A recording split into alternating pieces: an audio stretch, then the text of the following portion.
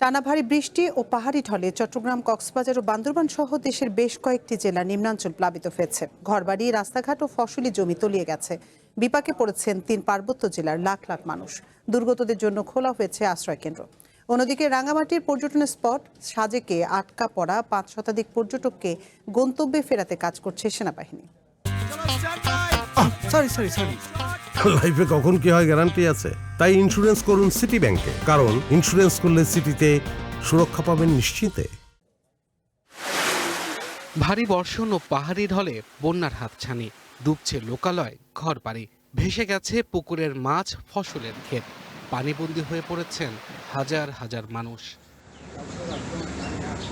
রাতভর ভারী বর্ষণে কক্সবাজারের চকরিয়া, পেকুয়ার ও মাতামুহুরী এলাকার বিস্তীর্ণ জনপদ এখন পানির নিচে।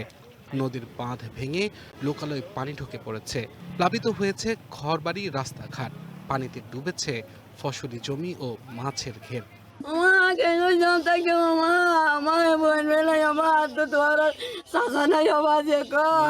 প্রতি বছর আমরা এই লক্ষ্যেশ্বরের জনগণ এই বন্যা কবলিত স্থানে পরিণত হয়। আমরা বাথরুমে, ওয়াশরুমে যাইতে পারতেছি না পানির অভাবে।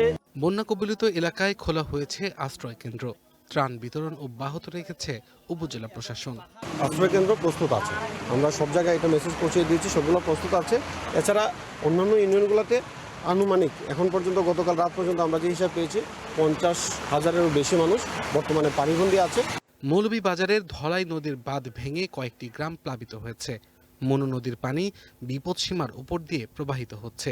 একইভাবে সুনামগঞ্জের তাহিরপুরে সড়কে পানি উঠে যোগাযোগ ব্যবস্থা ব্যাহত হচ্ছে। বাড়ছে বন্যার ঝুঁকি। সকাল 9টার রিডিং অনুযায়ী মনু নদীর পানি 55 সেন্টিমিটার উপর দিয়ে এবং ধলা নদীর পানি 30 সেন্টিমিটার উপর 33 সেন্টিমিটার উপর দিয়ে প্রবাহিত হচ্ছে।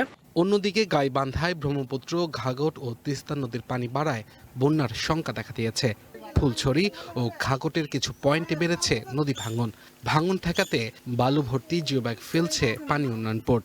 ঝুঁকিতে থাকা 300 পরিবার তাদের বাড়িঘর সরিয়ে নিচ্ছে। এক জায়গা থেকে ভাঙ্গিয়া আরেক জায়গায় রাখতেছে, আবার সেখানে যাচ্ছে। রাস্তায় একদিন ফেলাইছে, ফেলাই বদলে রব হয়ে আছে। ওই বন্ধু এখন বন্ধু আছে, এখন ভাঙা চুরে তো এখন ফির মনে করেন যে দক্ষিণের দিকে যাচ্ছে। ফেনীর মোহরী নদীতেও বাড়ছে পানি। জেলা ত্রাণ ও পুনর্বাসন কেন্দ্রের কর্মকর্তা বলছেন, সম্ভাব্য বন্যার আগাম প্রস্তুতি নেওয়া হচ্ছে। পরিস্থিতি মোকাবেলায় আশ্রয় কেন্দ্র প্রস্তুত করতে কাজ করছেন তারা। সুনামগঞ্জেও বেড়েছে বিভিন্ন নদ নদীর পানি।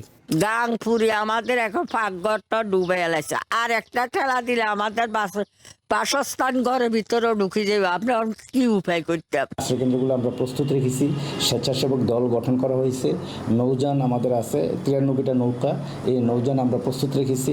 দুর্যোগ যে সরঞ্জাম আছে, লাইফ জ্যাকেট, মেগাফোন, এগুলো আমরা প্রস্তুত রেখেছি। মেডিকেল টিম গঠন করা হয়েছে। এছাড়া পাহাড়ি ঢলে রাঙামাটির বাঘাইছড়ির প্রায় 30 গ্রামের 20,000 মানুষ পানিবন্দী হয়ে পড়েছে। 16 আশ্রয় কেন্দ্রে 8 শতাধিক পরিবার আশ্রয় নিয়েছে।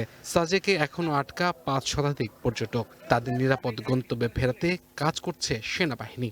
ছোট সাজেকে রুম ভাড়ার জন্য আমরা পানি বিল নিতেছি, আর খাবারের জন্য কিছু পরিমাণ ডিসকাউন্ট দিতেছি। আমরা এখানে গতকালকে ঘুরতে এসেছি সাজেকে। এসে আমরা এখানে জলাবদ্ধতায় আটকে গেছি বৃষ্টির কারণে। আশ্রয় কেন্দ্রে দুর্গত মানুষের ত্রাণ সহায়তা অব্যাহত রেখেছে জেলা প্রশাসন। আজকে রেস্কোর ছাড়া সম্ভব হচ্ছে না। Abdul Al Mamun, one national desk.